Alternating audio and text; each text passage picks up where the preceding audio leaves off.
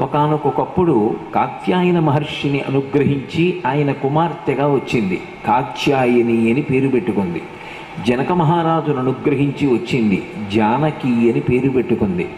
భృగు మహర్షిని అనుగ్రహించి వచ్చింది. భార్గవి అని పేరు పెట్టుకుంది. అలాగే పర్వతరాజైన హిమవంతుణ్ణి అనుగ్రహించి వచ్చింది. పార్వతి అని పేరు పెట్టుకుంది. దక్ష ప్రజాపతిని అనుగ్రహించి కుమార్తెగా వచ్చింది. దాక్షాయణి అని పేరు పెట్టుకుంది. ఆకాశరాజును అనుగ్రహించి వచ్చింది. పద్మావతి అని పేరు పెట్టుకుంది. ఎప్పుడెప్పుడు ఎవరెవరికైనా కుమార్తెగా వస్తుంది. అసలు యథార్థమైన మాట చెప్పాలంటే ఎవరి కడుపున కూతురు పుట్టినా అది అమ్మవారి. ఎందుకని అంటే అమ్మవారి యొక్క ప్రధానమైన లక్షణం ఏది అంటే నిత్యానపాయని, అంటే ఆయనని విడిచిపెట్టి ఆమె ఉండదు.